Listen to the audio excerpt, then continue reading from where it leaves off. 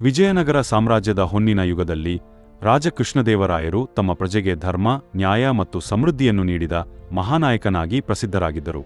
ಅವರ ಆಡಳಿತದಲ್ಲಿ ಬೀದಿ ಬಿಡುವಿನಲ್ಲೇ ಸಂಸ್ಕೃತಿ ಅರಳಿ ಬೆಳೆಯುತ್ತಿತ್ತು. ಕನ್ನಡ, ತೆಲುಗು, ಸಂಸ್ಕೃತ ಭಾಷೆಗಳು ಸಾಹಿತ್ಯದ ಮೂಲಕ ಹಸನುಗಾಲ ಕಂಡವು. ಕವಿ ರಾಜಮನ್ನಾರ್, ತೇನಾಲಿರಾಮನ್ ಮುಂತಾದವರು ಅರಮನೆಯ ರತ್ನಗಳಾಗಿದ್ದರು. ಒಂದು ಸಲ ರಾಜ್ಯದ ಗಡಿಯಲ್ಲಿ ದಾಳಿಗಳು ಹೆಚ್ಚಾಗುತ್ತಿದ್ದವು. ಜನರಲ್ಲಿ ಭಯ ಉಂಟಾಯಿತು. ರಾಜನು ಯುದ್ಧಕ್ಕೆ ಸಿದ್ಧತೆ ಮಾಡಿದರು. ಮೊದಲು ಪ್ರಜೆಗಳ ಭದ್ರತೆಯನ್ನು ಖಚಿತಪಡಿಸಿದರು. ಜನರಿಗೆ ಆಹಾರ, ಆಶ್ರಯ ಕೊಡಿಸಿ ಸೈನಿಕರಿಗೆ ದೃಢವಾದ ಕವಚ, ಕುದುರೆಗಳನ್ನು ಒದಗಿಸಿದರು.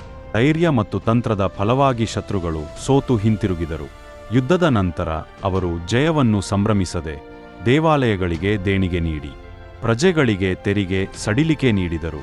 ರಾಜ್ಯದ ಬಲ ಪ್ರಜೆಗಳ ಸುಖದಲ್ಲಿ ಇದೆ ಎಂಬುದು ಅವರ ಮಾತಾಗಿತ್ತು. ಹೊಸ ಕಾಲುವೆಗಳು, ಮಾರುಕಟ್ಟೆಗಳು ಮತ್ತು ಕಲಾಮಂದಿರಗಳನ್ನು ನಿರ್ಮಿಸಿ ಸಾಮ್ರಾಜ್ಯವನ್ನು ಇನ್ನಷ್ಟು ಶ್ರೀಮಂತಗೊಳಿಸಿದರು. ಈ ರೀತಿ ವಿಜಯನಗರದ ಅರಸರು ಕೇವಲ ಯೋಧರಷ್ಟೇ ಅಲ್ಲ, ಸಂಸ್ಕೃತಿ, ಕಲೆ ಮತ್ತು ಮಾನವೀಯತೆಯ ರಕ್ಷಕರು ಕೂಡ ಆಗಿದ್ದರು. ಅವರ ಆಡಳಿತ ಇಂದು ಕೂಡ ಭಾರತೀಯ ಸಂಸ್ಕೃತಿಯಲ್ಲಿ ಹೆಮ್ಮೆಯ ಅಧ್ಯಾಯವಾಗಿದೆ.